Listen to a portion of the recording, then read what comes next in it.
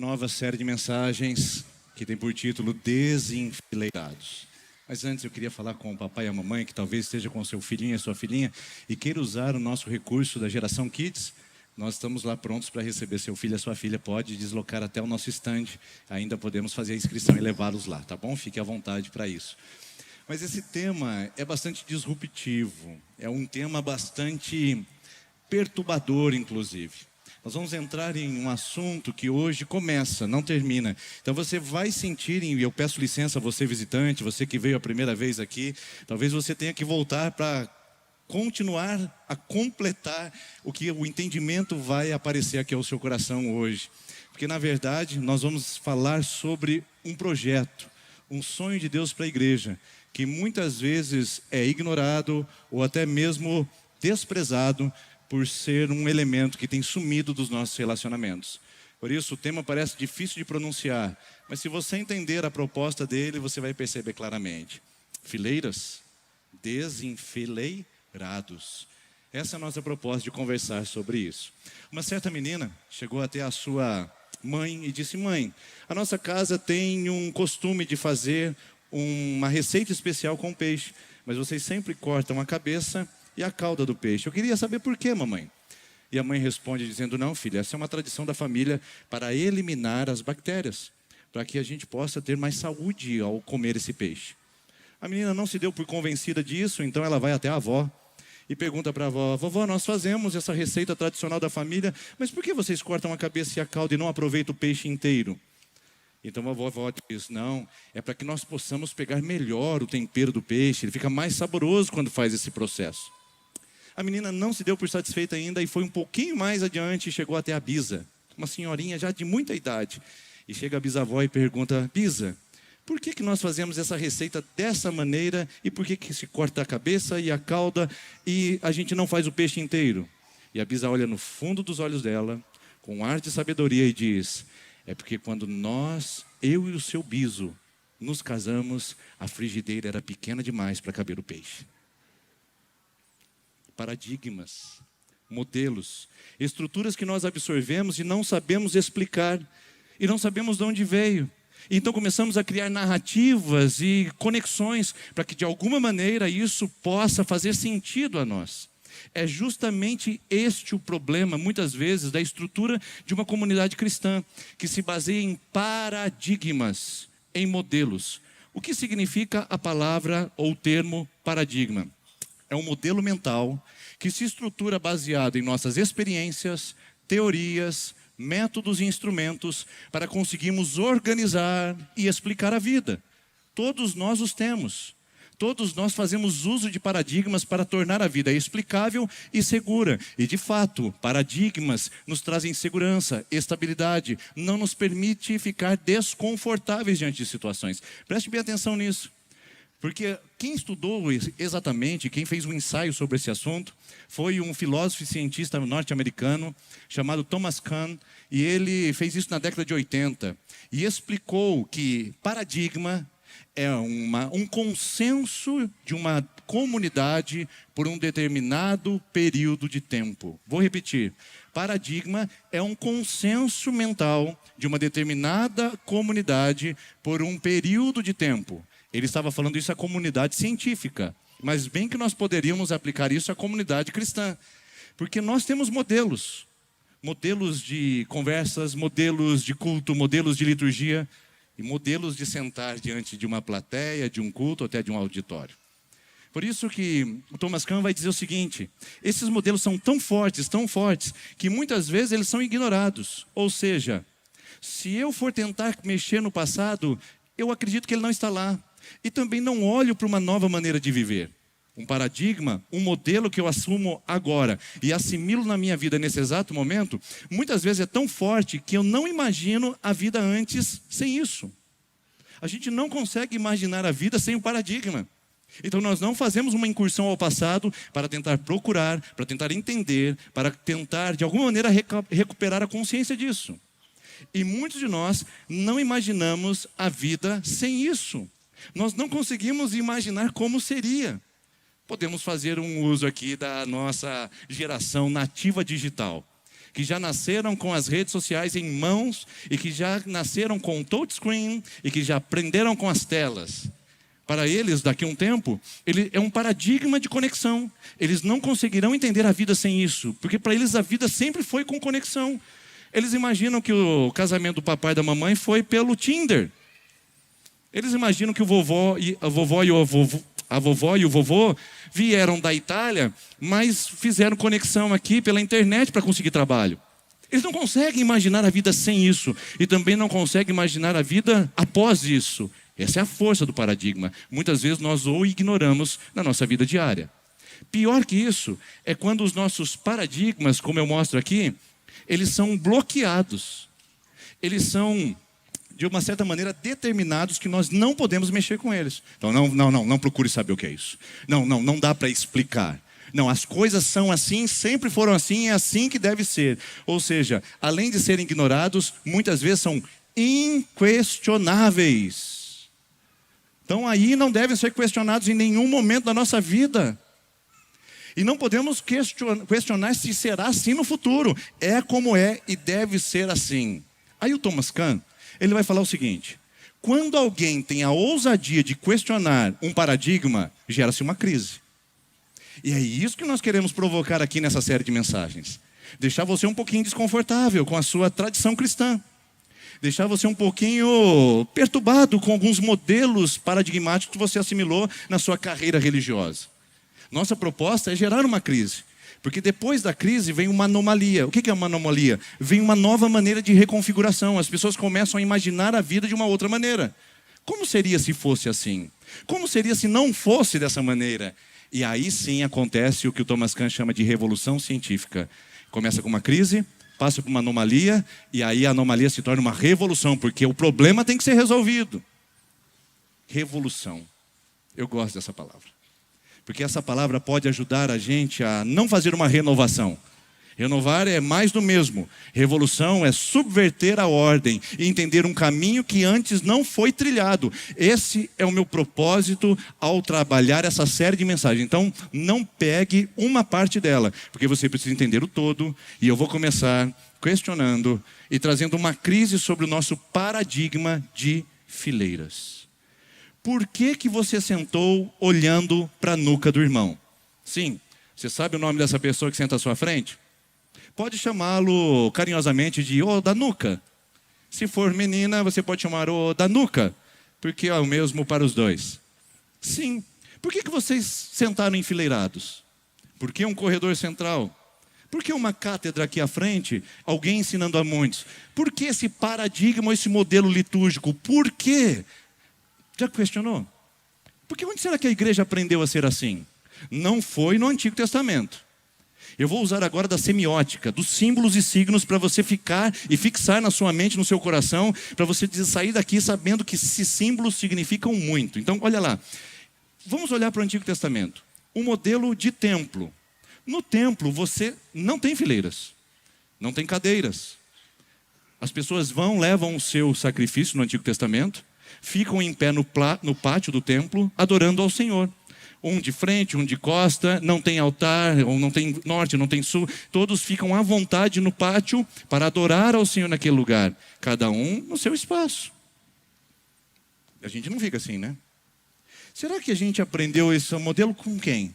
Porque depois que o povo de Israel perdeu o templo, eles precisaram construir sinagogas. Eu tive o privilégio de visitar uma sinagoga lá em Cafarnaum e também em outras regiões da Jordânia. Impressionante entender que o sistema era em U, atestado pelos pedagogos e também pelos estudiosos da educação, como o melhor formato de sala de aula para compartilhar conhecimento e distribuí-lo. A sinagoga judaica não era o templo, e eles tinham um um escriba, um fariseu ou um rabino que lia a Torá na frente. E em formato de U, em arquibancadas, eles ficavam sentados e alguém ensinava a eles. Então a gente também não está sentado nesse modelo, também não faz parte. De onde será que a gente aprendeu? Eu tive a oportunidade de visitar também, ali no Oriente, uma das casas primitivas, da igreja cristã primitiva. E eu fiquei impressionado ao perceber que a sala de entrada era redonda. Uma inovação para os nossos arquitetos que talvez estejam aqui. Já pensou numa sala redonda, sala de estar? Sim, as pessoas sentavam em círculos, a mesa ficava no centro, a mesa era central na cultura ali judaica do primeiro século, onde a Bíblia foi escrita. Então a Bíblia foi escrita no modelo de círculos. A Bíblia foi escrita, as orientações do Novo Testamento, todas elas foram dadas tendo a perspectiva não uma grande multidão enfileirada, não alguém com um microfone à frente, não numa estrutura de louvor onde tivesse potências musicais. Não era essa a estrutura. Ela foi criada, e a Bíblia foi escrita do Novo Testamento para explicitar como deveria ser a convivência e a prática desses irmãos. Por isso que a gente olha algumas coisas na Bíblia e fala assim: não faz sentido para mim. E de fato não faz mesmo, porque nós estamos enfileirados, porque nós estamos com o irmão da nuca, porque estamos numa grande multidão. E a Bíblia foi escrita numa outra perspectiva para trazer senso de comunidade. Aí você deve estar perguntando: tá bom, pastor, mas como que esses círculos que estão aí se tornaram em fileiras? Porque é o que nós estamos vivendo hoje. Pouquíssimas pessoas têm a experiência de sentar em círculos como igreja, como povo de Deus, mas estão cada vez mais enfileirados e procurando cada vez fileiras melhores, de igrejas melhores e até maiores, para poderem se sentir mais abastecidos. Esse não é o todo da história. Em 313 depois de Cristo, a igreja cristã passou por um processo de institucionalização. Constantino era o grande imperador de Roma, que decidiu ser cristão e falou: chega de perseguir os cristãos agora. Eles estão reunindo nas casas, estão reunindo no deserto, eles são pequenos grupos, mas nós queremos agora que o império seja cristão. Então Constantino começou a edificar catedrais. O que são as catedrais? As catedrais são lugares de ajuntamento de uma religião. Na cultura greco-romana, quanto maior o templo, maior era o Deus. Sabia que no Antigo Oriente não se construía templo para as pessoas, se construía o templo para o Deus deles? E quanto maior o templo, maior a divindade, maior a potência daquela divindade. O Constantino, que era um cristão meio lá, meio cá, imaginou que deveria construir grandes templos para esse tal de Jesus que ele estava servindo. Então ele começa a sua empreitada. Começa uma catedral que ainda hoje você pode visitar, a Catedral de Hagia Sofia, em Istambul, na Turquia. As bases e os alicerces ainda estão lá, são do primeiro século, e em cima dela está uma mesquita muçulmana. Mas ele começou a construir no ano de 325, e essa catedral só foi terminada praticamente 100 anos depois. Porque a catedral é catedral, não se constrói do dia para a noite, precisa de tempo. O Constantino fez essa catedral em homenagem à sua mãe Helena. A sua mãe Helena nunca viu essa catedral, e nem mesmo Constantino. Mas surgiu a cultura de grandes catedrais. Isso só piorou quando Teodósio proclamou o Édito de Milão, em 375 depois de Cristo. E ele disse: agora, todos que quiserem participar do Império Romano precisam ser cristãos. Senão não vão ter Bolsa Família, não vão ter INSS, não vão ter SUS, não vão ter sistema de educação para os seus filhos. E aí o povo começou a vir tudo para o cristianismo. E um grande volume de gente começou a ocupar as catedrais. E como Roma organizava os seus encontros públicos, os gregos organizavam nas praças, nas polis, na eclésia. Opa, uma palavra importante aqui. Igreja em grego. Nas praças, em grupos. Os romanos organizavam em fórum. Os debates entre cidadãos romanos aconteciam em fileiras. Corredor central, passava-se um homem com um incensário à frente do imperador para eliminar os espíritos malignos. E então o imperador subia à frente da cátedra com uma túnica reluzente e discursava à multidão. Qualquer semelhança... Não é mera coincidência, é isso mesmo. Esse modelo paradigmático está perdurando dentro da cultura cristã por 1700 anos.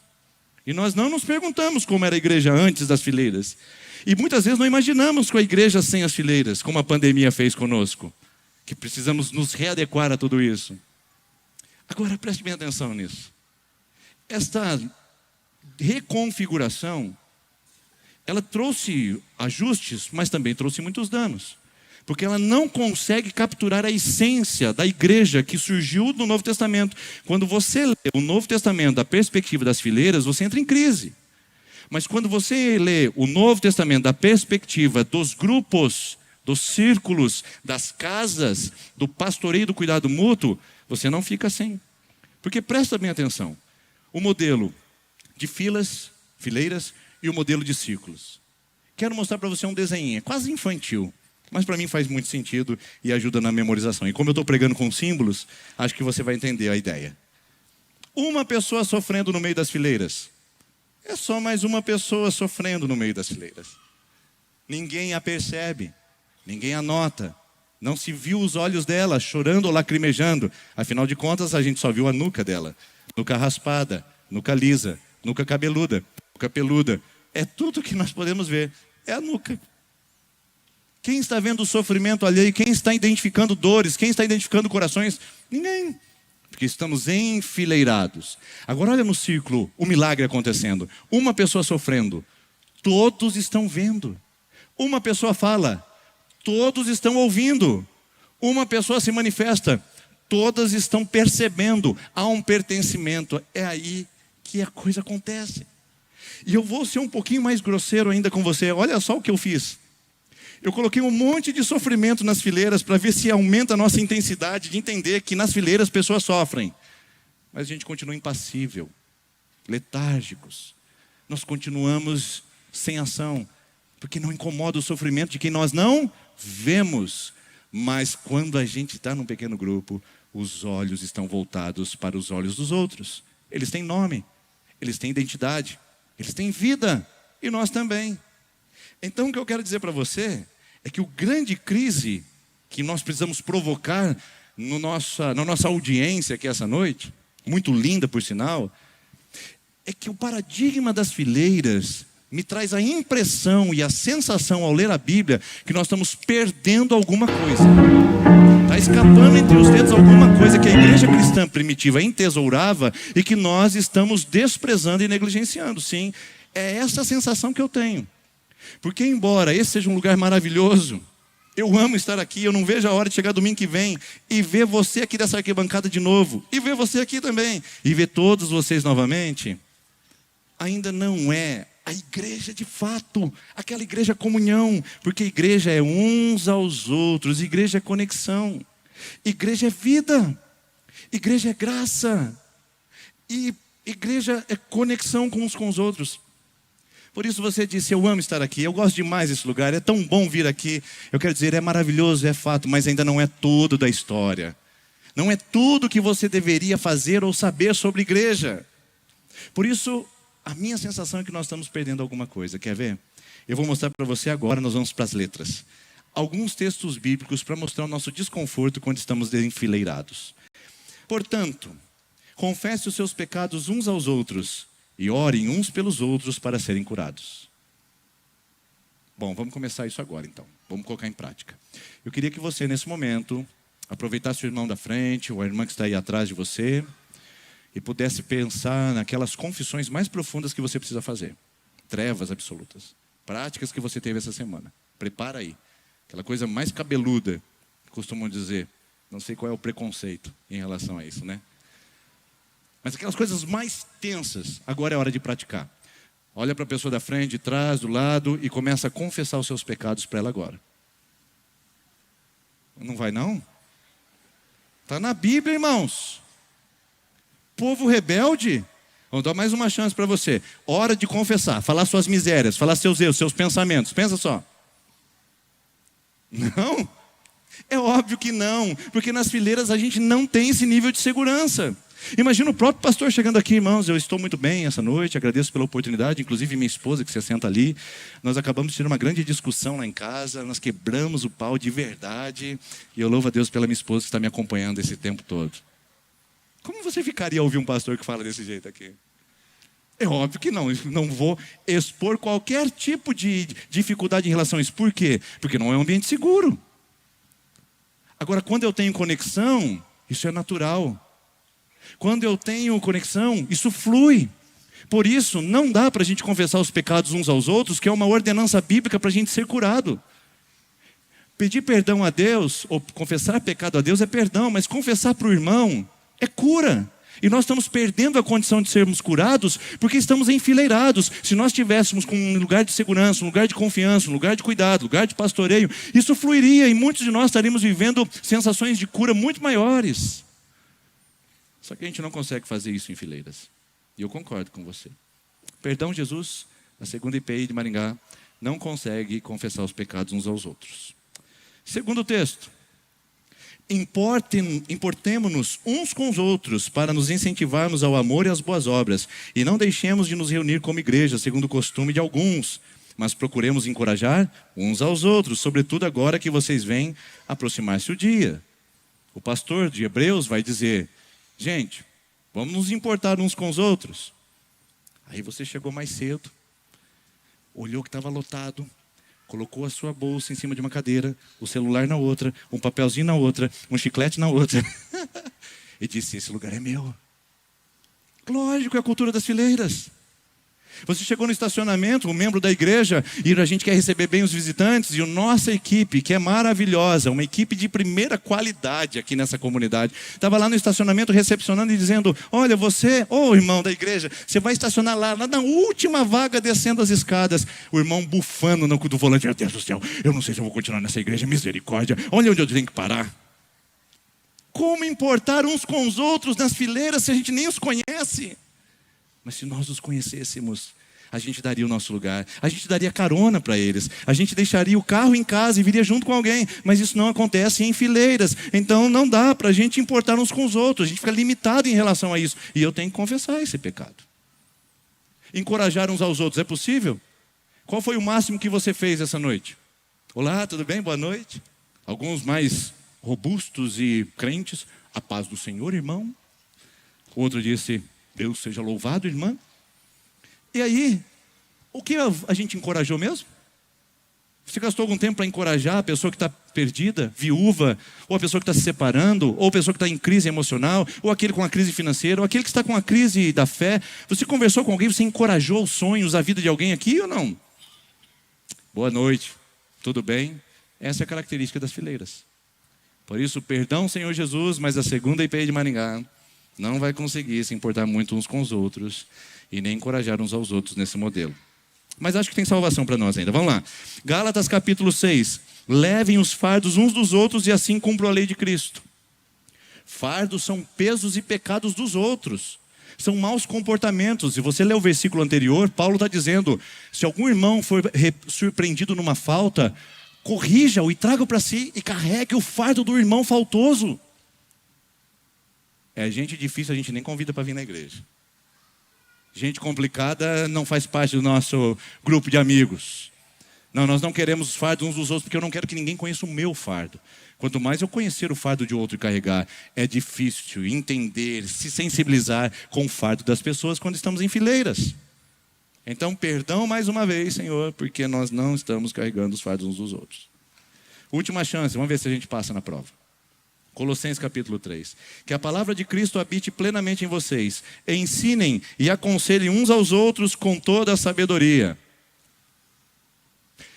Pastor, nós gostamos de ser ensinado na igreja. Que bom. Mas a Bíblia fala para a gente ensinar uns aos outros. Você não pode depender do ensino desse pastor no púlpito de domingo em domingo. Nós precisamos criar uma estrutura que possamos ensinar uns aos outros, porque isso não acontece nas fileiras. A gente consegue dar uma boa palavra para uma multidão, mas os uns aos outros não acontece. É um a muitos, mas não uns aos outros. Entende a diferença? E como que a gente aconselha? Eu vou marcar um horário com o pastor Denis. Não, liga com o pastor Jota. Não, fala com o pastor Juliano. Não, quem sabe o pastor Eric, quem sabe o pastor Tânia, quem sabe o pastor Rafael, quem sabe o pastor de Paulo, quem sabe o pastor Namão. Eu estou falando todos, o pastor Wesley. Marcar aconselhamento com todos os pastores. A Bíblia fala para a gente aconselhar uns aos outros. Você pode ser um conselheiro, você pode buscar conselho em irmãos. O problema é que você tem um happy hour lá que só fala bobagem. Como pegar conselho no happy hour? O problema é que o seu ciclo de amizade é um ciclo tão pobre e tão podre, muitas vezes, que não dá para abrir o coração para pedir conselho. E a Bíblia fala para a gente aconselhar uns aos outros. Mas como pedir conselho para gente que você não conhece? No final do curso, a gente vai ter um tempinho para você parar, conversar com 3 pessoas e pedir conselho sobre a sua vida. Você faria isso? Não. Então, não tem solução, irmãos. Fomos reprovados em todos uns aos outros possíveis. Podemos até fazer nos esforçar, mas é limitado. Porque uns aos outros acontece mesmo em outro ambiente, porque essa palavra foi gerada em outro ambiente que não é esse. Então você está dizendo: pastor, captei, entendi a mensagem. A partir de domingo que vem, não tem mais culto na segunda IPI. Não, você não entendeu nada. Eu não sou contra as fileiras. Elas estão aí, vão acontecer, e vão permanecer. Eu não sou contra as fileiras. Minha proposta não é eliminar as fileiras. A minha proposta é adicionar círculos. Nós não vamos mudar como a forma como somos igreja. Nós vamos adicionar o que nós estamos perdendo entre os dedos, uns aos outros, os nomes, as pessoas, para que nós possamos enxergá-las. E ciclos são tão maravilhosos, tão lindos, que eu posso garantir para você, nessa série de mensagens você entenderá que ciclos são melhores que fileiras. Ciclos são melhores do que fileiras. Eu amo isso daqui, mas eu posso garantir por experiência própria e por paixão de que os ciclos ainda são muito melhor do que você tem experimentado na segunda IPI. Então, se prepare. Quando esse símbolo aparecer, você precisa participar com a gente. Você tem toda a sua possibilidade de ficar no anonimato nas fileiras. Está tudo certo, a gente entende e faz parte. Mas se você quiser viver uma vida de comunidade, nós vamos convidar você futuramente para adicionar um elemento, além das fileiras, que você conheça os círculos. Porque os círculos, eles são melhores que fileiras. Vamos ficar em pé, queridos? Nós vamos orar. Mas eu queria pedir que acendessem as luzes por um minutinho, E eu queria que a gente fizesse círculos de 6 pessoas. 6 pessoas, 7 aí, mas não maior que isso, tá bom? Faz círculo aí, né? Que bancada pode fazer. E dê as mãos, rapidinho, rapidinho. Visitante, desculpa o constrangimento. Eu sei que você não queria ser notado, mas faz parte. A gente quer conhecer o irmão da nuca agora. Isso. Se a cadeira desorganizar, não tem problema não. Só faz um círculo rapidinho aí. Não precisa sair do lugar não, gente. O da frente com o de trás. Faz o da frente com o de trás aí e se acerta. Conhece essa pessoa? Perdão. Você conhece essa pessoa que está perto de você? Sabe o nome dela? Então pergunte. Se apresente aí rapidamente. Fala, eu sou o fulano. Não precisa falar profissão nem esposa. Fala o seu nome para essa pessoa. Olha, o irmão da nuca tem nome. A irmã da nuca tem olhos. Olha que olhos bonitos que esse povo tem. Dá uma olhada aí enquanto você pergunta o nome. Dá uma olhada para essa pessoa. Tem vida. Talvez tenha as frustrações. Talvez tenha dores. Talvez tenha alegria. Mas tem muita coisa nos olhos dos irmãos da nuca. Então, eu quero convidar você agora. Já perguntou o nome? Já conhece todo mundo? Posso fazer uma prova aí com vocês? Eu vou descer e vou perguntar. Não, calma aí, tô brincando. Eu quero que você ore pelo irmão da direita, porque este é o símbolo do círculo. Quando nós estamos juntos, todos recebem, todos dão. Tá vendo? Todo mundo vai receber e todo mundo vai dar. Isso é círculo. Círculo é um milagre. Você vai saber disso a partir da semana que vem. O milagre dos círculos. Então, você vai orar por alguém e vai receber a oração de alguém. Feche os seus olhos e comece a abençoar essa pessoa que está ao seu lado, da sua direita, enquanto quem está à sua esquerda te abençoa também. Senhor, como é bom estarmos juntos. Como é bom participarmos desse momento. Como é bom vivermos, Deus, nesse lugar. Nós te adoramos, nós te agradecemos. Nós te louvamos por tudo isso. E queremos ser irmãos e irmãs que tenham comunhão. E que as fileiras só venham coroar. Que essas fileiras só venham aumentar. Mas também venham aumentar os círculos de comunhão e de pastoreio. Porque somos milhares e milhares que precisam de uns aos outros, Pai. Abençoe, para que terminemos essa jornada hoje em círculos de mãos dadas, mas que continuemos assim na nossa vida, em nome de Jesus. Amém. Amém. Você pode abraçar a pessoa que está perto de você. Fala, que bom, irmão. E pode celebrar o Senhor com essa linda canção, porque Deus é maravilhoso.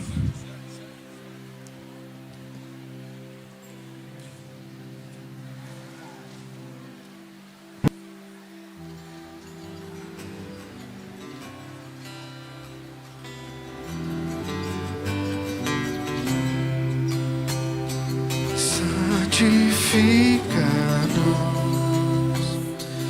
na tua verdade, vem e faz-nos como és como o Pai, edifica-nos em tua perfeição, só então seremos tua expressão. Levante a sua voz e cante isso ao Senhor. Glória ao Filho, na tua igreja, somos o corpo de Cristo. Em uma só voz, nós declaramos, somos o corpo de Cristo. Somos dois ou mais, em teu nome aqui, todos saberão, Deus o enviou. Levante a sua voz e cante ao Senhor, glória! Glória ao Filho, na tua igreja, somos o corpo de Cristo. Em uma só voz, nós declaramos, somos o corpo de Cristo. Glória ao Filho, na tua igreja, somos o corpo de Cristo. Em uma só voz, nós declaramos, somos o corpo de Cristo. Tua glória é de Cristo. Aleluia, glória ao Senhor. Nós vamos iniciar agora um momento muito importante do nosso culto. Por isso quero convidar você a se sentar. Instalamos agora o momento de recepção dos novos membros da segunda IPI de Maringá.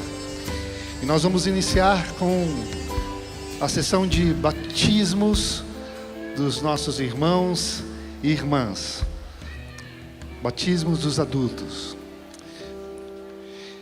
Jesus nos instruiu que fizéssemos discípulos e que, usando água, os batizássemos em nome do Pai, do Filho e do Espírito Santo. Muitos que estão aqui terão esse privilégio neste momento. E eu quero dizer que nós temos aqui os elementos, que é a água.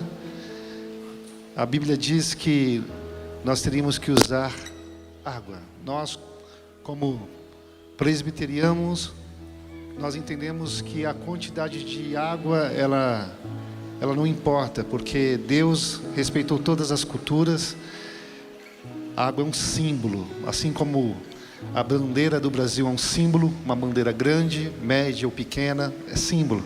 A água também, muita água ou pouca água.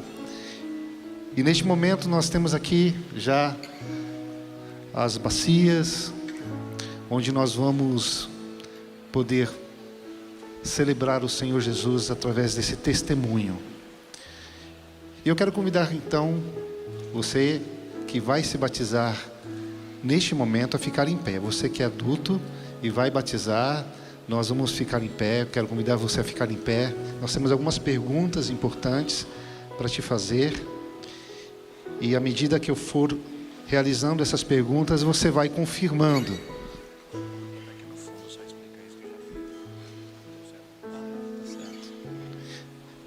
Existe também já um grupo ali no fundo, mas o pessoal que está escutando ali atrás também vai estar fazendo essa pública profissão de fé. A primeira pergunta: você professa publicamente que Jesus Cristo é o único e suficiente Salvador da sua vida? Sim? Amém. Segunda pergunta: você renuncia publicamente às práticas e crenças que eram contrárias à palavra de Deus e à sã doutrina do Evangelho? Sim? Sim. Amém.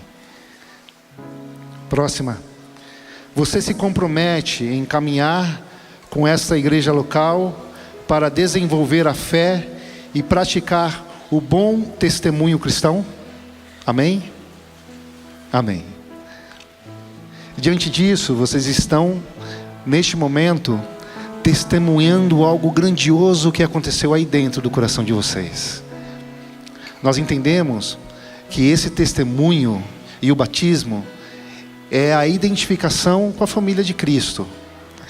Vocês estão dizendo assim: eu também sou de Jesus, eu também sou da família da fé. E por isso também que nós batizamos crianças. Logo mais vamos estar batizando crianças, porque nós entendemos que as crianças, elas também fazem parte da família de Deus. Então você pode sentar. Nós vamos, de uma maneira aí já planejada, encaminhá-los para o batismo daqui a pouco. Enquanto isso, nós estaremos ouvindo esses depoimentos.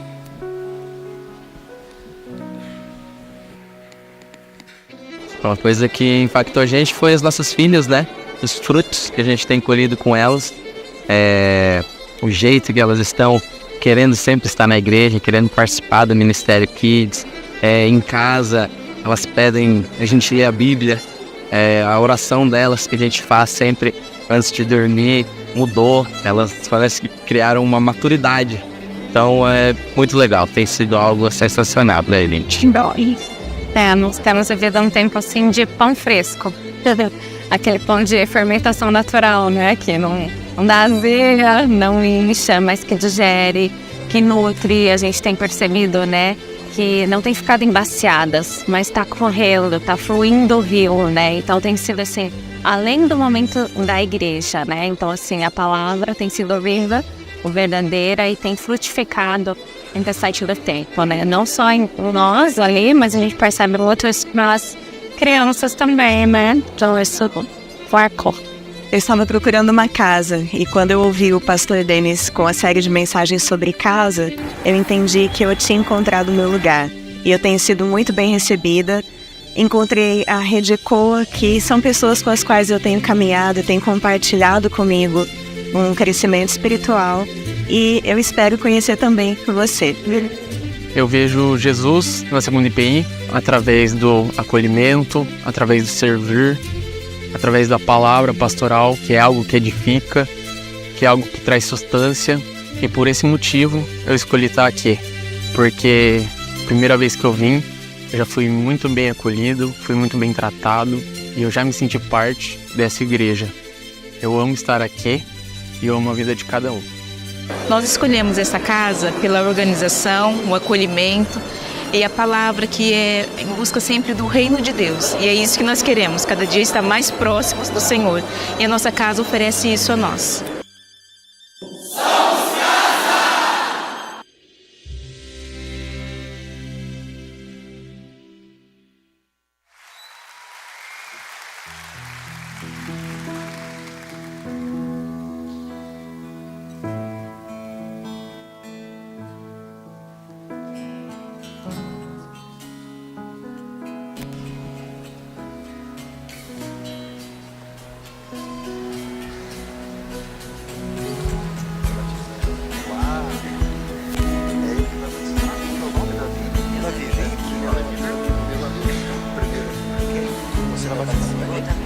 Pode chegar aqui. Qual é o seu nome? Carina.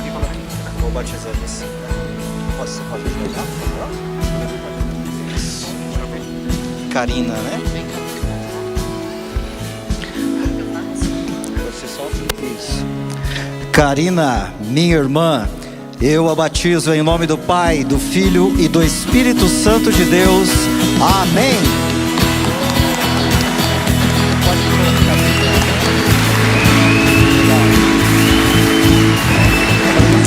Pietra, minha irmã, eu te batizo em nome do Pai, do Filho e do Espírito Santo. Amém.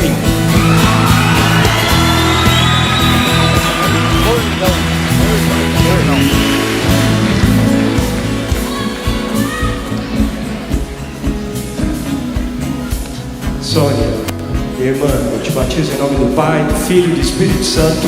Amém.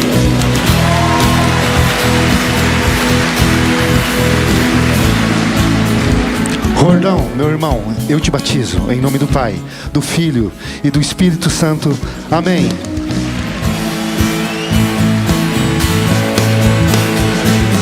Patrícia, a minha irmã, eu te batizo em nome do Pai, do Filho e do Espírito Santo. Amém.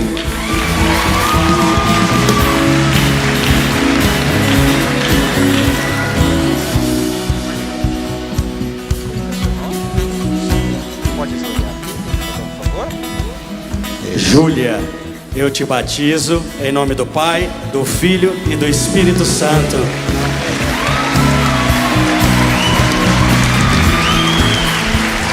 Henrique, eu te batizo, Henrique, meu irmão, em nome do Pai, do Filho e do Espírito Santo de Deus. Amém.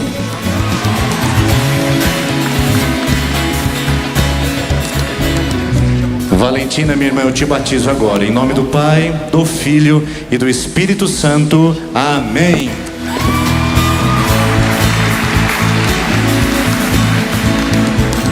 Wilson Rezende, eu te batizo em nome do Pai, do Filho e do Espírito Santo. Amém.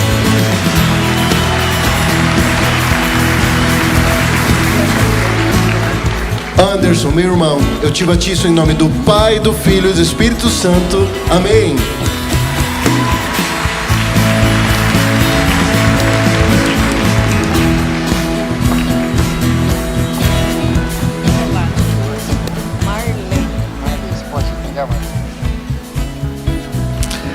Marley, eu te batizo em nome do Pai, do Filho e do Espírito Santo. Amém.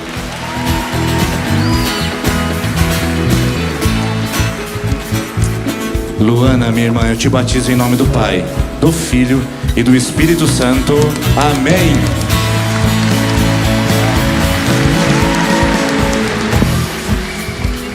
Alicia, eu te batizo em nome do Pai, do Filho e do Espírito Santo. Amém.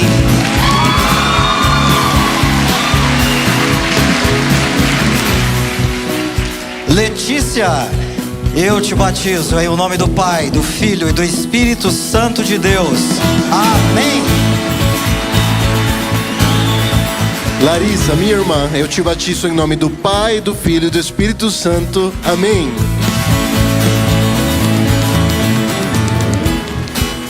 Isaac, eu te batizo em nome do Pai, do Filho e do Espírito Santo. Amém.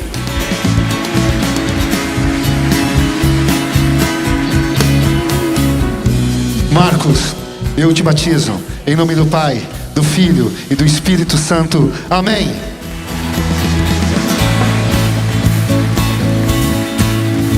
Franciele, minha irmã, eu te batizo agora em nome do Pai, do Filho e do Espírito Santo. Amém.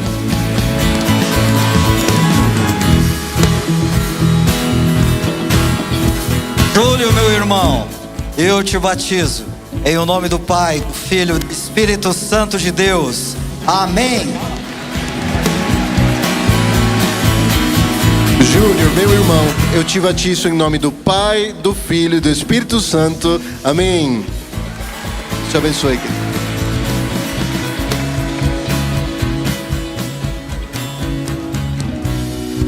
César, meu irmão, eu te batizo em nome do Pai, do Filho e do Espírito Santo. Amém.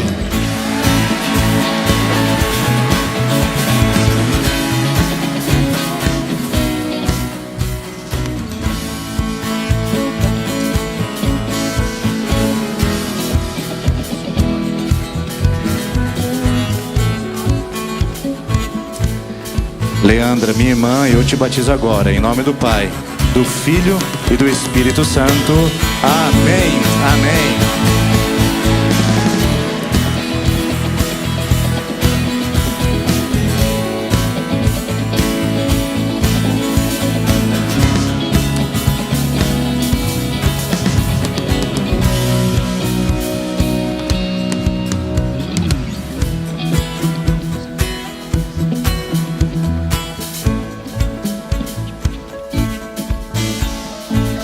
Yasmin, eu te batizo em o nome do Pai, do Filho e do Espírito Santo de Deus. Amém.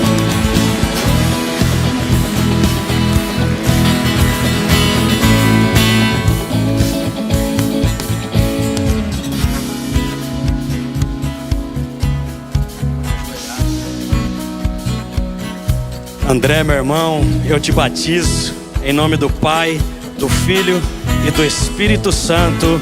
Amém.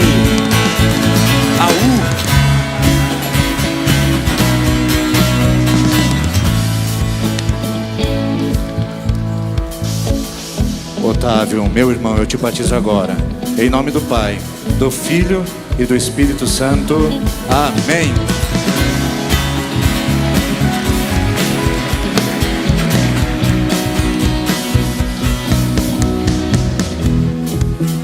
Luciana, minha irmã, eu te batizo em nome do Pai, do Filho e do Espírito Santo. Amém.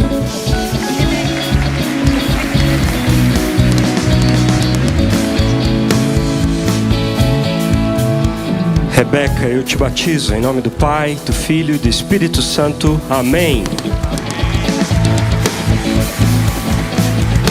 Juliana, eu te batizo em nome do Pai, do Filho e do Espírito Santo. Amém.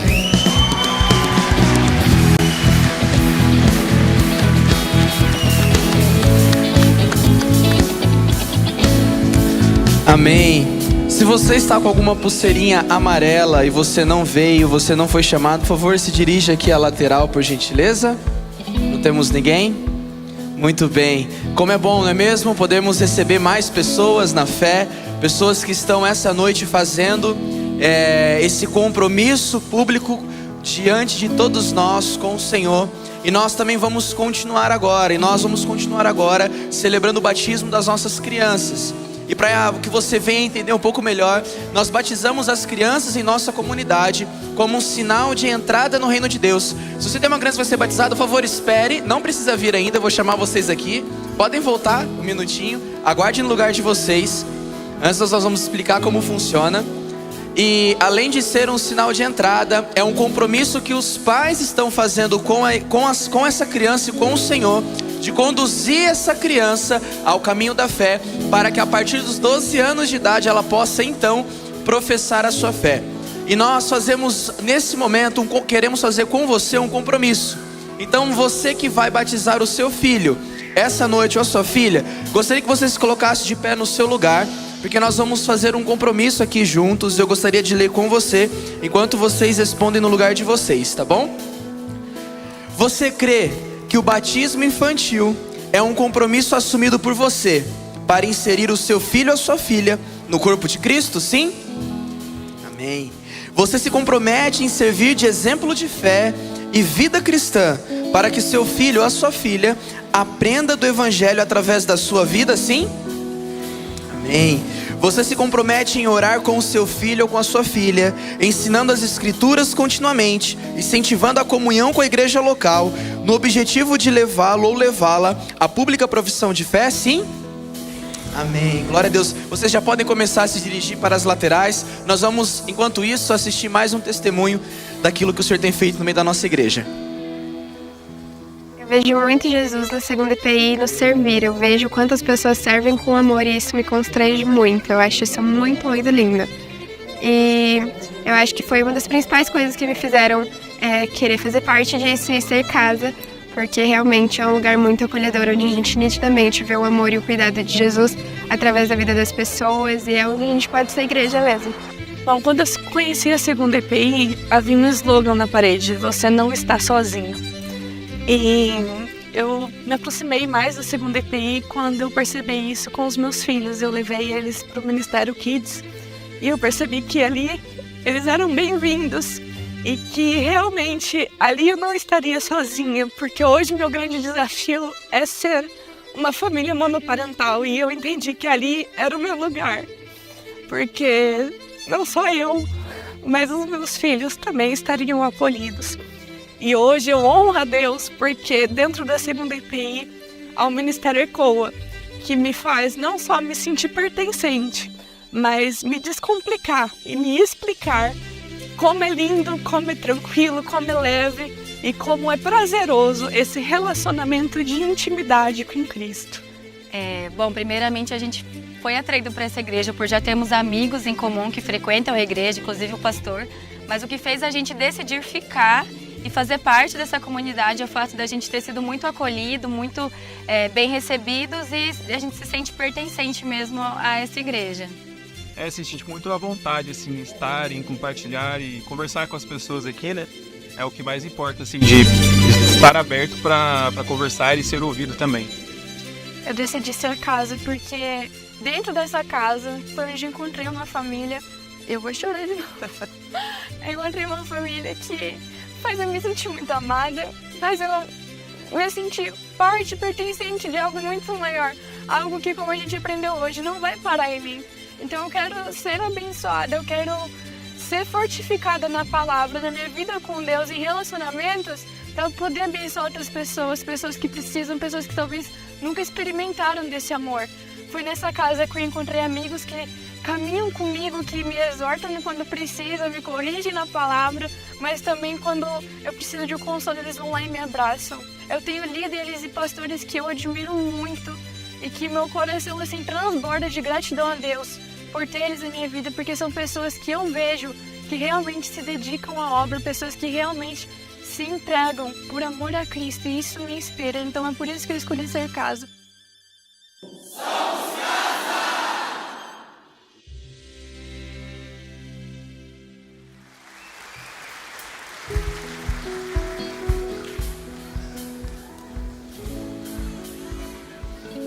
Começa lá, né? A ordem lá primeiro.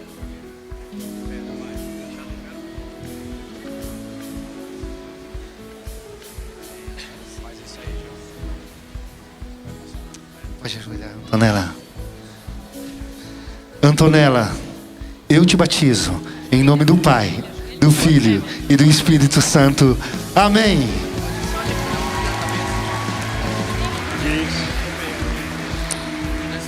Ágata, minha irmã, eu te batizo em nome do Pai, do Filho e do Espírito Santo. Amém. Amém. Miguel, eu te batizo em nome do Pai, do Filho e do Espírito Santo. Amém. Davi, eu te batizo, Davi, em nome do Pai, do Filho e do Espírito Santo de Deus. Amém. Miguel, eu te batizo, meu querido irmão, em nome do Pai, do Filho e do Espírito Santo. Amém. Lisa, eu te batizo em nome do Pai, do Filho e do Espírito Santo. Amém. Parabéns, Deus abençoe. Heitor, eu te batizo em nome do Pai, do Filho e do Espírito Santo. Amém. Morgana, minha irmãzinha, eu te batizo em nome do Pai, do Filho e do Espírito Santo. Amém.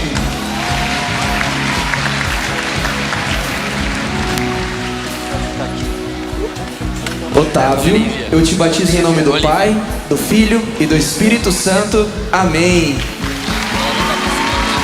Olívia, eu te batizo em nome do Pai, do Filho e do Espírito Santo de Deus. Amém.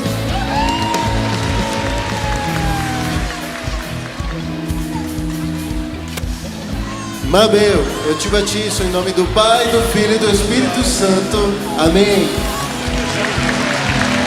Peraí, ainda não. Leonardo, eu te batizo em nome do Pai, do Filho e do Espírito Santo. Amém. Pode ajoelhar. Betina, eu te batizo em nome do Pai, do Filho e do Espírito Santo. Amém. Milena, minha irmã, eu te batizo em nome do Pai, do Filho e do Espírito Santo. Amém.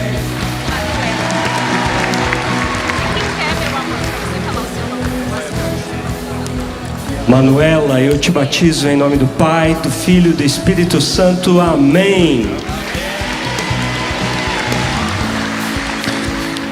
Julieta, eu te batizo em nome do Pai, do Filho e do Espírito Santo. Amém.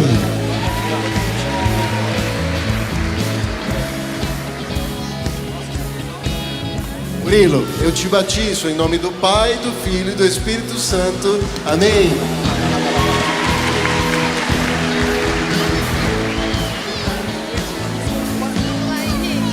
Nossa, que bênção, hein?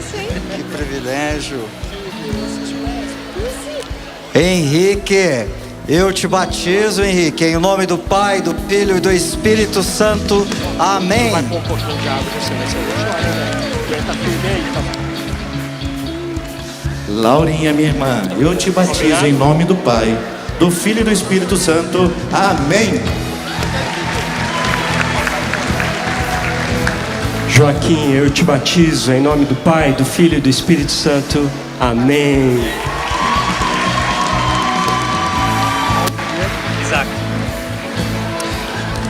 Isaac, eu te batizo em nome do Pai, do Filho e do Espírito Santo. Amém.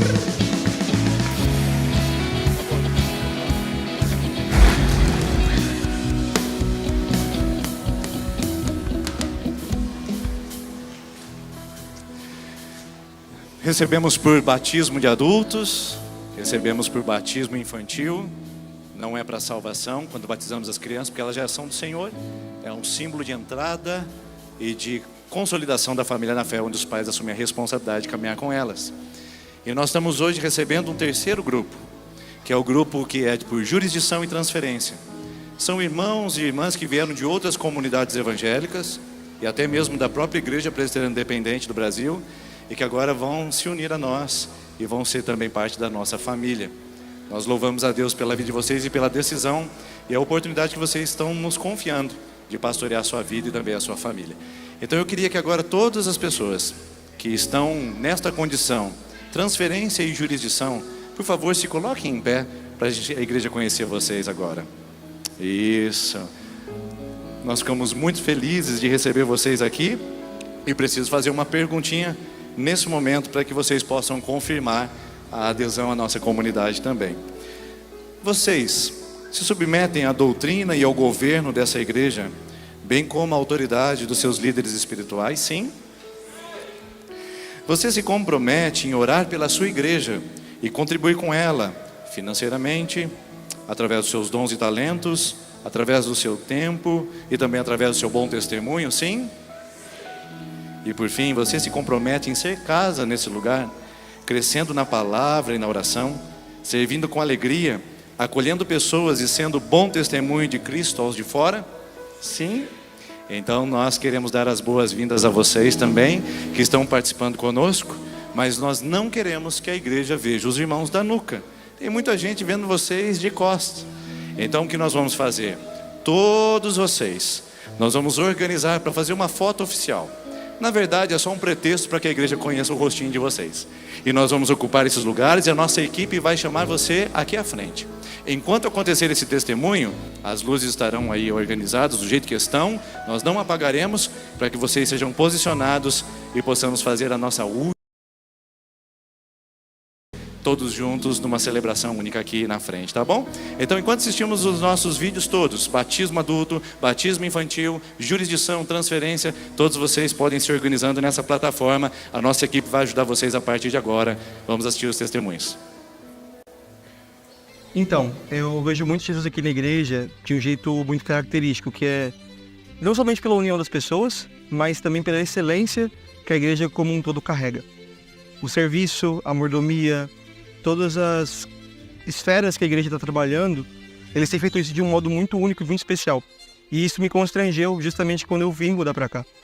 Eu falava, cara, como assim as pessoas elas estão tão disponíveis e tão dispostas a me amar e me receber bem? Elas estão tão dispostas a fazer as coisas com excelência. E não simplesmente pela estrutura, mas por fazer bom uso daquilo que Deus disponibilizou para elas. Então, justamente isso fez com que eu entendesse muito mais sobre o coração de Jesus e em como a gente pode usar os nossos recursos a favor do reino, para fazer com que ele seja glorificado, mas para que a nossa excelência de fato gere algo bom para ele, né? Afinal, toda glória é para ele e tudo já é dele. O que me fez sentir ser casa aqui nessa igreja foi o fato de eu me sentir acolhida, me sentir aceita, amada. Consigo enxergar Jesus nos detalhes, no cuidado, na ministração, no cuidado, no acolhimento com as pessoas. É maravilhoso. E o que me fez escolher ser casa com vocês foi justamente que eu estava vivendo um momento da minha vida que eu tinha dificuldades de encontrar um relacionamento com as pessoas da igreja, de ter relacionamentos cristãos, mas ainda não fazer parte de fato de um rebanho assim. Eu ganhei muitos amigos novos esse ano E eu ganhei amigos, todos eles eram da segunda IPI. E eu comecei a perceber que, conforme o tempo passava, a gente só conversava sobre Jesus, a gente só vivia junto, a gente tinha todos os dias juntos, a gente decidiu criar coisas juntos, um grupo de oração, coisas assim que gerariam glória para Deus. E eu falei, cara, eu já tô sendo igreja com essas pessoas. Eu já tô sendo igreja com essas pessoas e eu fiz visitas para a segunda IPI.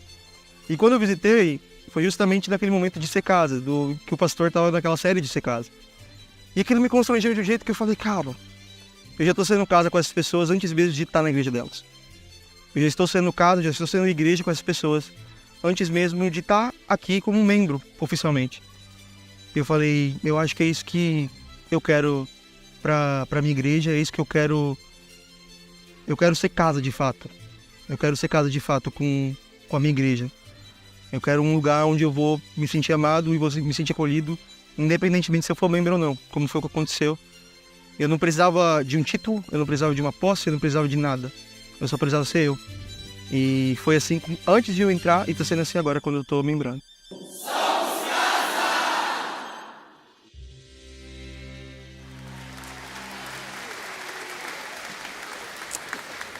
Pode tirar a foto, façam pose, sorriam.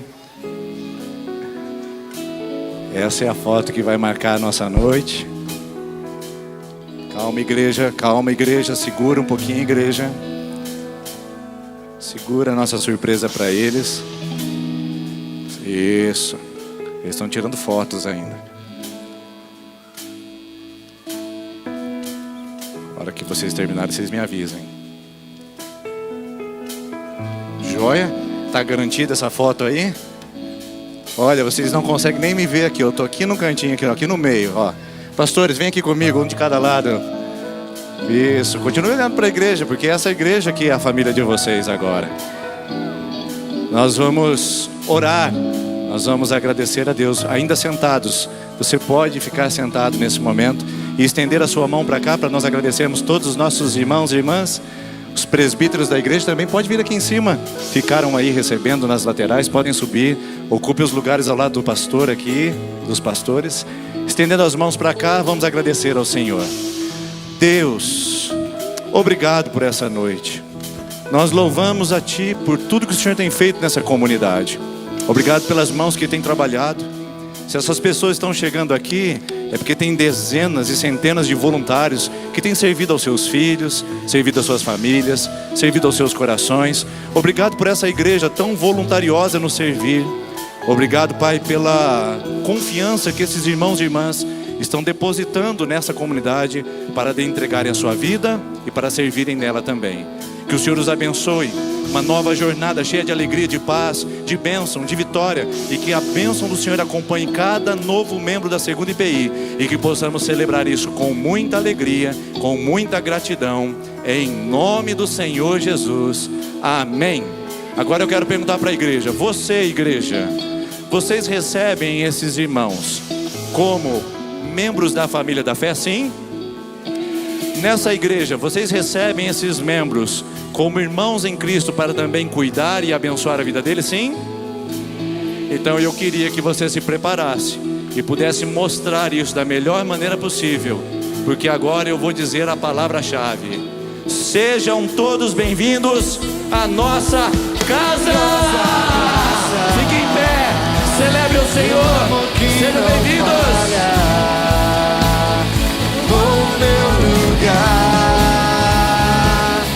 Boa minha cruz, Deus sangue me salvou, minha dívida pagou.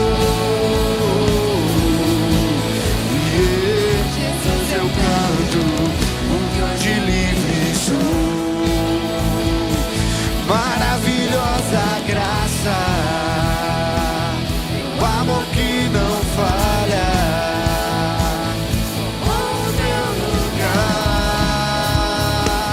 levou a minha cruz.